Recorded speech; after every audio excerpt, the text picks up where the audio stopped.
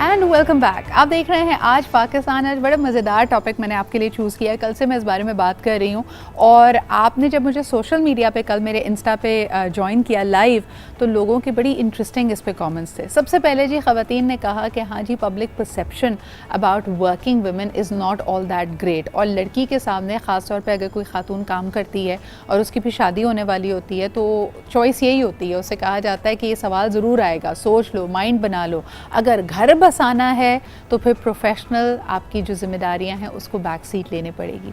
ख़वातीन के साथ हम ये क्यों करते हैं और इसके पीछे क्या डायनामिक्स हैं वो बड़े इंटरेस्टिंग हैं। उसमें कुछ टॉक्सिक नेगेटिव बिहेवियर्स हैं जिसके बारे में बात करना चाहेंगे।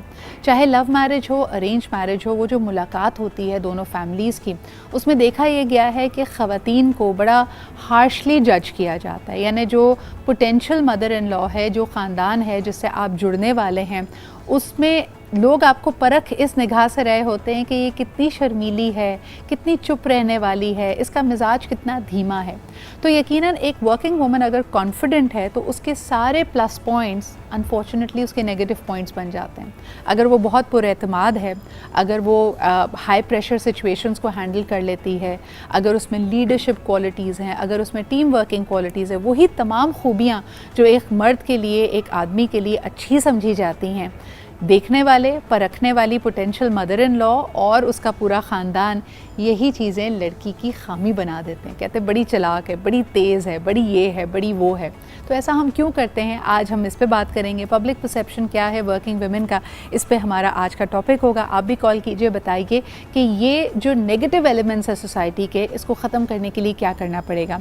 हमारे साथ आज मौजूद हैं, he is a book buddy, YouTuber and of course a leading digital HR company से भी मुंसलिक है। हमारे साथ मौजूद हैं Shahrukh Nadeem. Thank you so much for making time Shahrukh, thank you for being here. और आप ही के साथ तशरीफ़ रखते हैं Samad Abbas, who is also a consultant and an entrepreneur and a life coach. और मैं उनसे भी जानूंगी कि मेरी इस पर बाकायदा स्टडी रही है, क्योंकि हम जब लीडरशिप की ट्रेनिंग वर्कशॉप्स देते हैं समद, तो कहा जाता है the same advice does not work well for main and women. तो यहाँ पे भी मुझे यही लग रहा है कि जो तुम करियर एडवाइस देते होगे, जब आप लोगों को कह रहे हैं कॉन्फिडेंट हो जाओ, यानी एक खातून 3 या 4 साल लगा के ये स्किल सीखती है, लेकिन फिर वो एक घर के इन्वायरमेंट में जाती है जहाँ उसको गियर शिफ्ट करना पड़ता है और यही सारी सीखी हुई चीज़ें अपने मिजाज से, अपनी शख्सियत से निकालनी पड़ती हैं। तो ज़रा इस पे बात करेंगे। And last but definitely not the least, हमारे साथ इस्लामाबाद से शामिल हैं Rukhsar Khurshid, who is an expert match maker और शादी.pk की आप फाउंडर भी हैं। बहुत शुक्रिया रुखसार आपके भी यहाँ मौजूद होने का। शाहरुख, अगर गुफ्तगू का आगाज़ आपसे करूँ, ये जो हमने परसेप्शंस की बात की, वर्किंग वुमन हो या ना काम करती हो लड़की, शादी के लिए लोगों की ये रिक्वायरमेंट क्यों है कि उसका मिजाज धीमा, शर्मीली, बहुत डोसाइल लड़की उनको चाहिए जो मोल्ड हो जाए घर के हवाले से? ये बदल रहा है या नहीं बदल रहा? या Sidra, very nice choice of subject. I think it's very important कि हमारी सोसाइटी में इस तरह के सब्जेक्ट्स के ऊपर डिस्कोर्स हो। Coming back to your question, I think it's a dichotomy our society has. हमारे जो मुआशरा है उसमें ये एक अजीब किस्म का डिलेमा है कि हम लोग, मर्दों के लिए हमारा एक स्टैंडर्ड है और औरतों के लिए जो है वो कोई और स्टैंडर्ड है। हाँ। और इसी के पर्सपेक्टिव में इफ़ यू सी कि पाकिस्तान में जो एम्प्लॉयमेंट टू पॉपुलेशन रेशियो है ख़वातीन का, दैट्स अराउंड 20%। क्योंकि हमारा जो ख़वातीन से जो बैकग्राउंड है, जो ख़वातीन के हवाले से जो हमारी एक्सपेक्टेशन है जी, ख़वातीन के हवाले से जो हमारी एक्सपेक्टेशन है वो इट्स वेरी मिलाइंड, वो बड़ी ही ऑब्जेक्टिव नहीं है। उसमें देयर इज़ नो यूनिफॉर्मिटी। हम लोग मर्दों के हवाले से हमारा जो पॉइंट ऑफ व्यू है वो बिल्कुल टोटली डिफरेंट है। एतबार की कमी सी लगती है मुझे। ऐसा लगता है कि जिस ख़ानदान से जुड़ने जा रही है वो उसको उसकी प्रोफेशनल जिम्मेदारियां, जो पेशा वाराना जिम्मेदारियां हैं, उसको एज अ थ्रेट लेते हैं। ऐसा लगता है कि अगर ये बहुत अच्छी प्रोफेशनल है तो वाह वाह, बड़ी अच्छी बात है, लेकिन फिर ये घर बसाने वाली नहीं है। रुखसार, ऐसा परसेप्शन क्यों है? यानी एक खातून अगर पेशा वाराना सलाहियतों में अपने आप को मनवा चुकी है, बहुत अच्छा काम कर रही है, उसको सराहा जा रहा है उसके वर्क प्लेस पे, तो घर के मामले में ये खदशा क्यों होता है कि वो घर नहीं चला पाएगी? सिद्रा, एक्चुअली इसके अंदर सबसे बड़ा फैक्टर ये होता है कि औरत की डिपेंडेंसी को उसकी ही अगेंस्ट यूज किया जाता है। जितनी ही इंडिपेंडेंट औरत होती है देयर लाइक कि यार हम इसको प्रेशराइज नहीं कर सकते, हम इसके ऊपर जोर जबरदस्ती नहीं कर सकते, ये तो अपना कमाती है, हमने तो इसके ऊपर जुल्म ज्यादतियां भी करनी है, इसके ऊपर बिला वजह की पाबंदियां लगानी है, उसकी पर्सनल स्पेस छीन लेनी है। बहुत सारे फैक्टर्स होते हैं। ऐसे नहीं कह दिया गया कि अगर एक औरत पढ़ती है तो एक मुआशरा पढ़ता है। सही, ठीक है। तो अगर एक पढ़ी लिखी मदर इन लॉ होगी, वो इस चीज को अंडरस्टैंड करेगी, अपनी आने वाली बहू को उसका स्पेस देगी और कभी भी इसको एक नेगेटिव चीज के लिए यूज नहीं करेगी। और ऑन द अदर हैंड एक औरत जो कि अब जो है ना सास बन गई है, जो खुद सारी जिंदगी एक सबमिसिव रोल में रही है, एक चक्की में पिसती रही है बच्चों के लिए, मियाँ के लिए, अपने इन लॉज के लिए, तो वो चाहती है कि यार जितना मैं पिसी हूँ ना, डेफिनेटली मेरी बहू ने भी आगे वही चीज को आगे कैरी ऑन करना है। अच्छा रुखसार, अगर इसको और मजीद हम समझने की कोशिश करें, मुझे बताएं, आपने तो सैकड़ों हजारों वो मुलाकातें देखी होंगी जब दो खानदान आपस में मिलते हैं। अगर आप बहैसियत खुद उसमें अगर शामिल ना भी हों तो आपके पास फीडबैक भी आता होगा, लड़के वाले भी फीडबैक देते हैं, लड़की वाले भी फीडबैक देते हैं। मैंने उमूमन देखा है जिस तरह इसको टेलीविजन पे भी दिखाया जाता है या लोग जो एक्सपीरियंस करते हैं कि लड़की को कहा जाता है कि बिल्कुल शर्माई, लिजाई, खामोश तबीयत की होना चाहिए, चाहे वो प्रोफेशनली झंडे गाड़ रही हो दुनिया में। उस पर्टिकुलर मुलाकात में लोग कहते हैं कि ज़्यादा ना बोलो, नीचे देखो, कोई सवाल ना करो, यानी एतमाद उस वक्त जीरो दिखना चाहिए। जी बताइए। एग्जैक्टली, मैं यही कह रही हूँ, मैं कि सर पे दुपट्टा लो, आई कांटेक्ट ना ज्यादा करना, अपना वर्जन ना देना, कोई भी सवाल करें, कोई डिस्कशन हो रही हो, तुम अपना वर्जन ना बीच में इंक्लूड करना, बस सुन लेना उन लोगों की। हाँ, तो ये आपको लगता है कि ये ट्रेंड अब बदल रहा है? और क्या कभी किसी लड़की ने अगर कोई सवाल किया हो, आपने किन लड़कियों के बारे में, किन खवातीन के बारे में लड़के वालों की ये राय सुनी है कि यार मुझे तो बड़ी चालाक लगी, या वो तो बड़ी कॉन्फिडेंट थी, उसने तो झट से ही ये सवाल कर लिया? ये जब फीडबैक आता है तो आप कैसा महसूस करती हैं, और वो कौन बच्चियां होती हैं जिनके बारे में लोग ये कहते हैं? देखिए सिद्रा, हमारे पास बहुत पढ़े लिखे बैकग्राउंड से भी लोग आते हैं, गवर्नमेंट ऑफिशियल्स होते हैं, आर्म फोर्सेस से लोग होते हैं, बिजनेसमैन भी आते हैं, हर फील्ड से हमारे पास जो है वो प्रपोजल आता है। ठीक है, मजदूर से लेके बिजनेसमैन तक का प्रपोजल आता है। उसमें ज़्यादातर जो मैं I would say if I have to rate it, मैं कहूँगी कि 60, 65, 70% भी समटाइम्स ऐसा रेशो आता है कि जी हमारा लड़का तो बड़ा अच्छा कमाता है, हमें बस ऐसी लड़की चाहिए जो कभी घर से बाहर अननेसेसरीली निकली ना हो। वाओ, ठीक है। और इतने वियर्ड किस्म के ये फीडबैक्स हैं कि मैं आप बताना शुरू करूं तो बहुत अजीब हो जाएगा। मतलब कि आप एक पार्टनर ढूंढ रहे हैं अपने बेटे के लिए, तो इक्वालिटी क्यों नहीं देख रहे? अगर वो 16 ग्रेड 17 ग्रेड का ऑफिसर है तो व्हाई नॉट द गर्ल?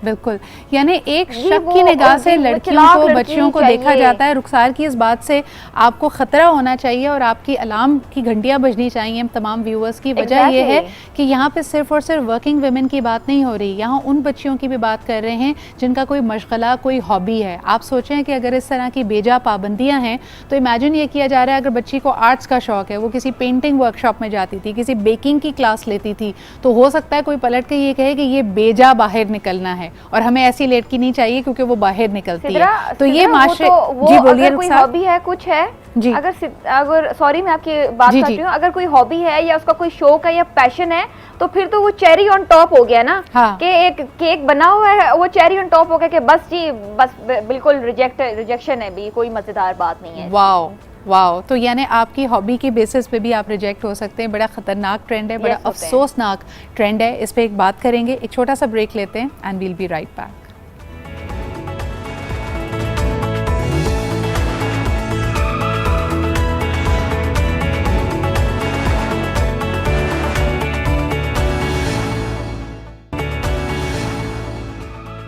जी जनाब, प्रोग्राम में अब हमें ज्वाइन कर रही हैं Sidra Dar, who is a journalist and a writer, international organisations में काम कर चुकी हैं। तो she also has a comparative of these social behaviours, यानी जो हमारे समाजी रवैये हैं वो इस तरह की क्यों हैं। Welcome to the show Sidra. लेकिन मैं समद से शुरुआत करना चाहूँगी। समद, पर्सनल एक्सपीरियंस में बताओ, माशाल्लाह you are married and your wife is also a professional woman, तो क्या किसी पॉइंट पर ये कंपेरिजन आया था कि एक ये रिश्ता भी है समद, और ये देखो ये बिल्कुल घरेलू टाइप लड़की है, तो ये ज़्यादा अच्छी लाइफ पार्टनर साबित हो सकती है, या आपकी क्या ऑब्जर्वेशंस हैं इस टॉपिक के बारे में in the personal I think Sidra, context? thank you so much for inviting and coming up with a very wonderful topic. And मैं एक छोटी सी बात से अगर स्टार्ट करूँ कि एक पुरानी तकसीम थी और एक नई तकसीम थी, मैं इसको मजहबी तकसीम नहीं कहूँगा, बट पुरानी तकसीम में बहुत आइडियल समझा जाता था कि एक लड़की हो, वो घर आए, वो घर में रहे, आपकी फैमिली को अपब्रिंग करे, बच्चों को देखे. बट आई थिंक एक बात हम सबको जो ये वीडियो शोज़ देख रहे हैं, आई थिंक ये टॉपिक बीसली ब्रिंग अप किया कि हमें समझना पड़ेगा कि the world is changing, it's in changing really really fast, बहुत ज़्यादा तेज़ी से बदली, जिनमें से एक नया ट्रेंड कहने एक नया सेट है जहाँ पर औरत को भी निकल कर अगर वो मर्द का हाथ बटा रही है और बाहर काम कर रही है तो वो लर्न कर रही है. सबसे बड़ी बात कि अगर औरत खाली यूनिवर्सिटी पैराडाइम से निकल कर आ रही है तो वो कोई बहुत ज़्यादा कोई कॉन्फिडेंट नहीं है जब तक वो बाहर जाती है, जब उसके एक्सपीरियंसेस होते हैं. मैं एक बड़ी अच्छी रिसर्च पढ़ रहा था सिद्रा कि नॉवेल्टी बहुत ज़रूरी है ह्यूमन माइंड के लिए. अभी ह्यूमन माइंड औरत और मर्द का अलग नहीं होता. नॉवेल्टी क्या है? नए एक्सपीरियंसेस, और ये नॉवेल्टी न्यूरोप्लास्टिसिटी की तरह काम करती है, ख़ास तौर पर जब इंसान नए एक्सपीरियंसेस ले रहे हो. ख़ास तौर पर मेरी वाइफ, मैं भी पर्सनली अपनी वाइफ को अलाउ करता हूँ कि कोई भी अपॉर्चुनिटी है, कोई कॉन्फ्रेंस है, कोई अच्छी अपॉर्चुनिटी ऑफर हो रही है, specially going for the interviews, अगर कहीं नया जॉब ऑफर हो रही है, you should go, you should try, because I think. May I stop you just there for a second. इसमें एक बात है जिसमें मेरे ख्याल में जो हमारे यहाँ दो तबकाती सोच है ना, एक ट्रेडिशनल माइंडसेट है, एक लिबरल माइंडसेट है, इनका आपस में टकराव हो जाता है और इख्तलाफ हो जाता है. बिल्कुल. और वो है जो अभी आपने एक जुमला कहा कि मैं भी अपनी बीवी को अलाउ करता हूँ. एक हमारा कल्चरल और मजहबी कॉन्टेक्स्ट है जिसमें कहा जाता है कि औरत या खातून कुछ भी करने से पहले इजाज़त ले अपने हस्बैंड से.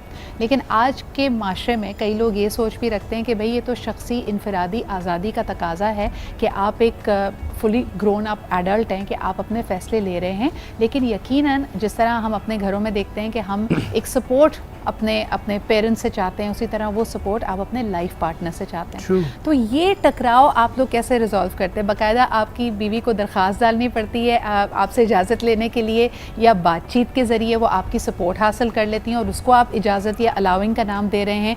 किस तरह, how do you empower her? Definitely. Let's suppose अगर मैं अपनी वालदा की बात करूँ या मेरी फैमिली की बात करूँ, लेट्स सपोज अगर मेरी बेगम के इंटरनेशनल टूर पे जा रही है और वो आगे लेट्स सपोज किसी कॉन्फ्रेंस में जा रही है, तो डेफिनेटली फैमिली में बहुत सी डिस्कशंस होती हैं कि यार और भाभियाँ जो और लोग हैं वो तो ये काम नहीं कर रही है. फॉर एग्जांपल मेरी वाइफ 2-3 दफ़ा मॉर्निंग शोज़ में जा चुके, तो मॉर्निंग शो में चली गई, TV, media and all that stuff, but after some time मैं समझता हूँ एक्सेप्टेंस आएगी और ये आ रही है, because the world is changing. जैसे मैंने पहले बात की, बिलीव एक मेंटल कंस्ट्रक्ट होता है, और मुझे लगता है कि आज के दौर में अगर हम चाहते हैं अपने बच्चों की भी खास तौर पे अच्छी तरबियत करें, कॉन्फिडेंट बच्चे. अब लेट्स सपोज अगर मेरा बेटा कल को देखा कि उसकी माँ मॉर्निंग शो में आई और वो कोई बहुत ही ज़बरदस्त डिस्कशंस करी, तो he must be proud of, वो उसको फ़ख्र होगा इस बात पर और वो काफ़ी खुश महसूस करेगा. अच्छा, एक बड़ा विशेष साइकिल ये भी है. सिद्रा जी, आपकी तरफ आने से पहले एक कॉल ले लेती हूँ, फिर ये सवाल करूँगी. हेलो, अस्सलाम वालेकुम. हेलो हेलो, अस्सलाम वालेकुम जी, कौन सा, आप कहाँ से बात कर रहे हैं? वालेकुम जी, मैं डॉक्टर फयाज कराची से बात कर रहा हूँ. जी फयाज साहब, क्या कहेंगे हमारे आज के मौजू के हवाले से? आज का मौजू तो वर्किंग वुमेन के हवाले से है जी. हाँ, तो इसी हवाले से मुझे बात करनी थी. जी फरमाइए सर. मैं तो लाइव देखता हूँ. आप पहले तो आपकी टीम और आपके हिसाब से जो है ना टोटल मतलब आपको जो मौजू लाती हैं फिर आपको पेश करती हैं, उसके लिए मैं आपको बहुत बहुत मुबारकबाद देता हूँ. बल्कि आपको मैं अप्रिशिएट करता हूँ कि आप वाकई दिमाग अच्छा रखती हैं. Thank you. और क्योंकि डेली आपका कोई ना कोई टॉपिक होता है वर्किंग वुमेन के हवाले से. जैसे मैं खुद डॉक्टर हूँ, लेकिन मेरी वाइफ काम करती है, यहाँ से कपड़े ले जाती है दुबई, वहाँ से करती है, मेरा साथ देती हैं. और उसके अलावा मैं मतलब औरत को की इज्जत करता हूँ. पहले तो माँ की इज्जत करता है बंदा, लेकिन अपने घर वालों की अगर इज्जत करेगा तो जाहिर है उसका इफेक्ट बच्चों में पड़ेगा. सही सही. फयाज साहब, आप समझते हैं, वेरी क्विकली एक सवाल आपसे, कि एक पुरएतमाद औरत से लोग खौफ महसूस करते हैं, माशरा या घर वाले या जिससे भी उसका रिश्ता जुड़ने वाला है, ससुराल वाले, अगर औरत बहुत ज़्यादा पुरएतमाद होती है तो लोगों को डर लगता है? नहीं, वो बेसिकली अब हम किस दौर में चल रहे हैं, अगर इस दौर में भी लोग डरेंगे तो मैं समझता हूँ कि वो या तो पढ़े लिखे नहीं हैं. लेकिन मैं ये कहता हूँ कि खुद कॉन्फिडेंस, सेल्फ कॉन्फिडेंस अगर है ना, क्योंकि मैं डॉक्टर हूँ, मैं ज़ाहिर डील करता हूँ इतने सारे लोगों को, वुमेन्स को, घरों को, तो मुझे यकीन है अगर बंदा खुद खराब ना हो तो कोई किसी को खराब नहीं करता। बहुत शुक्रिया फयाज साहब। और फैसला करने की सलाहियत इसी एतमाद से आती है, और ज़िंदगी इज़ ऑल अबाउट चॉइसेस, यानी आपने बहुत सारे फ़ैसले ही लेने। सिद्रा जी क्या कहेंगी? पुरएतमाद खातून, अभी थोड़ी देर पहले जैसे बात हो रही थी और समत ने जैसे कहा कि इजाज़त या एक दूसरे की सपोर्ट हासिल करना, मसला ये भी होता है कि कई दफ़ा हमने देखा है कि हस्बैंड्स अपनी वाइफ को सपोर्ट करना चाहते हैं, लेकिन अगर वो एक जॉइंट फैमिली सिस्टम में रहते हैं तो हस्बैंड ये भी जानता है कि मेरे माँ बाप को हो सकता है ये बात गिरा गुजरे या वो इस बात को एक्सेप्ट ना करें, तब वो कहता है मेरी तरफ से फुल सपोर्ट है, बस अम्मी अब्बू से तुम इजाज़त ले लो। ऐसी सिचुएशंस को कैसे हैंडल करना चाहिए?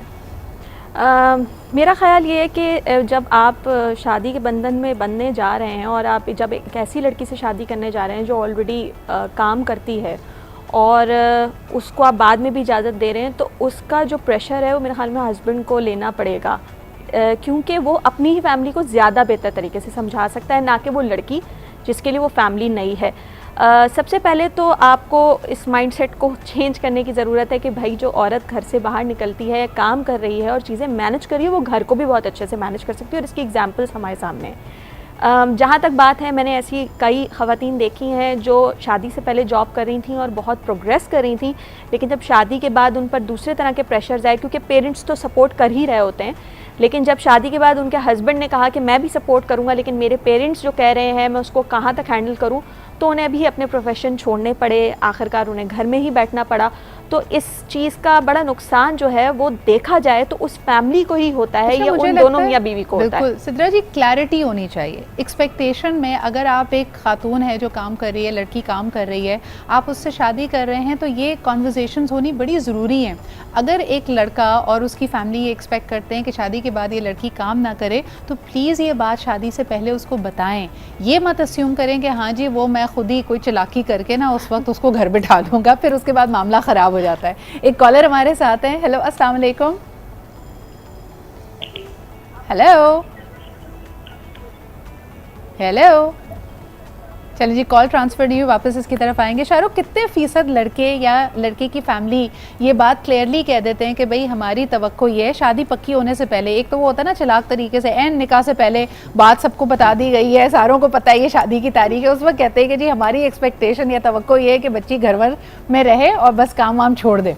तो ये कितने लोग अपराइट अप फ्रंट बताते हैं? I think Sidra, I cannot give you an exact percentage, लेकिन I think around 80 to 90% ऐसा होता है। हाँ। And the reason behind this is let's call a spade a spade। Yes. कि हमारा जो environment है, जो society है, वो patriarchal है थोड़ी सी। It's a male dominated society। उसके कुछ stats हैं, if I can share with you, जी। कि पाकिस्तान का global gender gap report में 153 ममालिक का वो सर्वे हुआ और पाकिस्तान का नीचे से from down it was third rank, so we were on 151st rank, जिसमें आप नीचे से तीसरे नंबर पे जिसमें आप जेंडर गैप एनालिसिस करते हैं in terms of health and other matters of economic independence between males and females. उसके अलावा पाकिस्तान में जो खवातीन का लेबर फोर्स में शेयर है that's only 24%।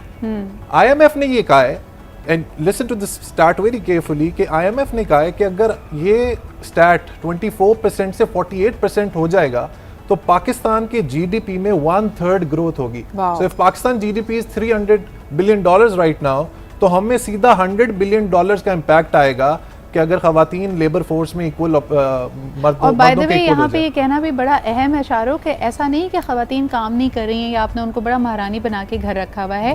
What Shahrukh is pointing to is the unpaid labour, यानी खवातीन सुबह से लेकर शाम तक काम करती हैं लेकिन उसके काम की उनको कोई उजरत नहीं मिलती। वो खेतों में भी काम कर रही हैं, वो घर में भी काम कर रही हैं, कभी कभार जो घरेलू अगर कोई कारोबारी शख्स है उनके घर के काम में हाथ भी बटा रही हैं। लेकिन फिर रुखसार, आपसे मेरा एक सवाल है कि ऐसी भी तो बहुत सारी खवातीन हैं, बहुत सारी बच्चियां हैं जिनका कोई प्रोफेशनल एम्बिशन नहीं है, उनके ख़ानदान में किसी ने काम नहीं किया, वो भी नहीं करना चाहती। So they are an ideal match, वो एक आइडियल मैच है उन घरानों के लिए जो चाहते हैं कि उनकी बहुएं काम ना करें। लेकिन हम एक अजीब सी सिचुएशन देखते हैं कि बाकायदा वर्किंग खवातीन से शादी की जाती है, उनको पहले घर लाया जाता है और फिर उन पे पाबंदियाँ लगाई जाती हैं। ये क्या वजह है?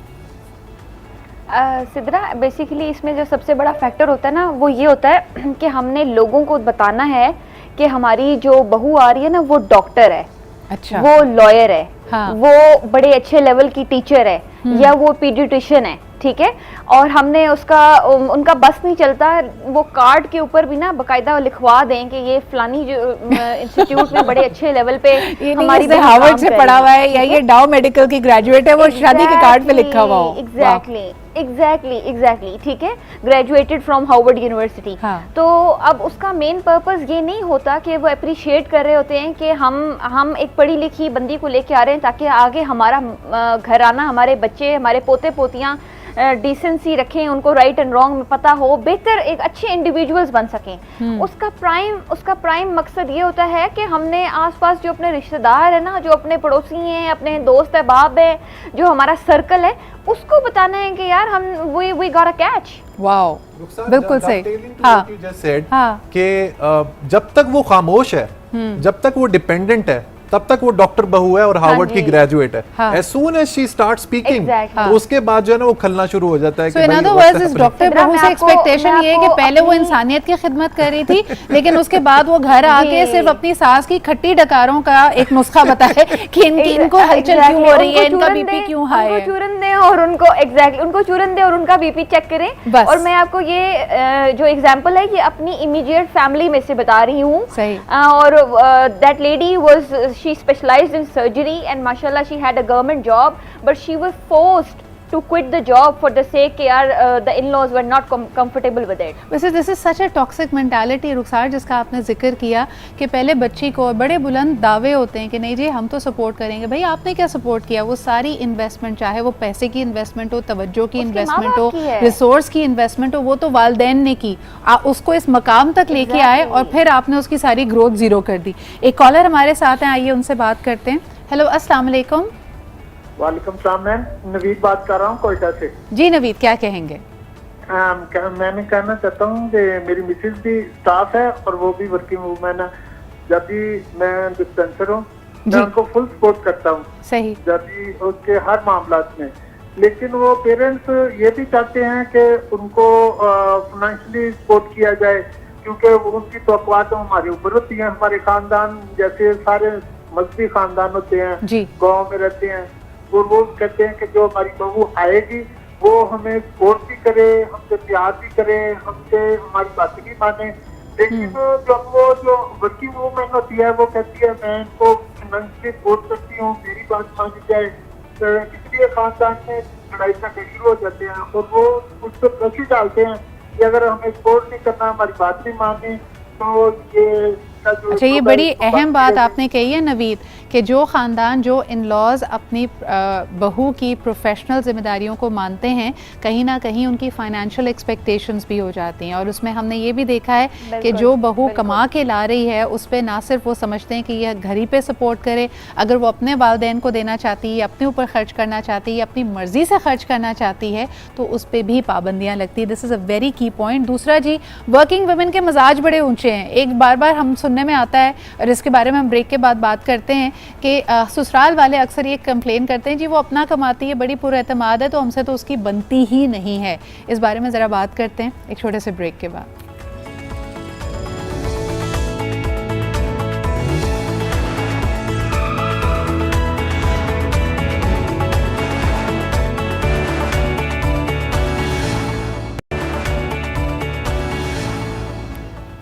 Welcome back. एक और बड़े ही ख़तरनाक ट्रेंड की बात करते हैं। रुखसार ब्रेक से पहले कह रही थी कि आपको हाईली क्वालिफाइड बहू चाहिए होती है और उसके बाद आपकी कोशिश होती है कि वो एक घरेलू खातून बन जाए। लेकिन स्टोरी वहाँ तक ख़त्म नहीं होती कि ये डिग्री या ये क्वालिफ़िकेशन सिर्फ इसलिए थी कि आपका हल्का अहबाब में आप उनको इम्प्रेस कर सकें, बल्कि उसकी क्वालिफ़िकेशन, उसकी तालीमी जो भी अचीवमेंट्स हैं वो इसलिए भी इम्पॉर्टेंट है क्योंकि आपका निखट्टू बेटा ऑस्ट्रेलिया या कनाडा या किसी और मुल्क इमिग्रेट करना चाहता है। तो जब कपल के तौर पे देखा जाता है, मेरी अपनी स्टडी ये कहती है और आप इसको डबल चेक कर सकते हैं कि यंग कपल्स जो इमिग्रेट करते हैं उसमें से ज़्यादातर तकरीबन 50% केसेस में खातून यानी वो जो लड़की है जो हाईली क्वालिफाइड है वो प्राइमरी कैंडिडेट होती है। उसके मार्क्स ज़्यादा होते हैं, उसको एक ट्रक की बत्ती के पीछे लगा दिया जाता है कि अगर मेरे घर वाले ये सारा सूरत हाल तुम्हारे लिए काबिल कबूल नहीं है, ये बहुत ज़्यादा सफोकेटिंग पाबंदियाँ लगा रहे हैं, तो ऐसा करो शाबाश आइल्स की तैयारी करो, ये टेस्ट दो, हम अप्लाई करते हैं और साल भर के बाद हम कनाडा चले जाएंगे। ख़तरनाक बात इसमें यह है कि बतौर प्राइमरी कैंडिडेट वहाँ जाकर भी लड़की को 20 साल 25 साल या हो सकता है कई घंटे दिन के काम करना पड़ेगा। तो please be very careful when you making these life decision. Sidra ji क्या कहेंगी? ये तो मॉडर्न डे स्लेवरी लगती है मुझे। ये भी है, और देखें इसमें फिर बात वही आ जाती है कि जब इस तरह का रिश्ता आ रहा है और आपकी बेटी बहुत क्वालिफाइड है, हर लिहाज से काबिल है, सलाहियत रखती है, तो आप अपनी बेटी को ऐसे किसी शख्स के हवाले कैसे कर सकते हैं जो ख़ुद को नहीं संभाल सकता, वो उस औरत को कैसे संभालेगा? एक तो ये बात। लेकिन कुछ जगहों पे ये भी देखा गया है कि ये मामलात पसंद के भी होते हैं, तो फिर आपको कॉम्प्रोमाइज़ करना पड़ता है। हमारे वहाँ वही बात यही है कि लड़की से एक्सपेक्टेशन ज़्यादा रखी जाती है। जब वो अपनी पसंद का फ़ैसला करती है तो उससे रुखसत करते वक्त ये भी कह दिया जाता है कि अब नफ़ा और नुकसान की ज़िम्मेदार तुम होगी। अच्छा हो तो आपका है, बुरा है तो आपका है। यानी कि हम सब तो अच्छा कहेंगे कि हाँ जी हमने बहुत अच्छी बहू चुनी है, हमने डॉक्टर ली है, डॉक्टर लेकर आए हैं। एक तो मॉडल ये भी होता है कि जी डॉक्टर बहू हमें मिली इसलिए कि हमारा बेटा बहुत काबिल था। दूसरी बात ये कि ये बताना होता है इंजीनियर बहू आई है तो जी हमारा बेटे के उसकी बहुत ज़्यादा वैल्यू बढ़ी हुई है क्योंकि उसको तो रिश्तों की कमी नहीं थी। लेकिन वहाँ पर जाकर आप ये देखिए कितनी डॉक्टर लड़कियां हैं जिनसे जॉब छुड़वाई जाती है, कितनी इंजीनियर लड़कियां हैं जो आगे तक काम नहीं करती। यकीनन जो पहले अजीब सी पाबंदियां, हाँ, और फिर बाहर जाने वाली भी बात यही है। और डॉक्टर को सपोर्ट करते हुए आप ये मर्द हजरात या ससुराल ये भूल जाता है कि भाई ये हाउस जॉब भी करेगी और हाउस जॉब में इसकी लेट नाइट शिफ्ट भी हो सकती है, इसकी नाइट ड्यूटी भी लग सकती है। मैंने बहुत सारे घरानों को देखा जी मैं फुल सपोर्ट करता हूँ लेकिन रात नहीं आप इमरजेंसी में गुजार सकते माफ़ कीजिएगा।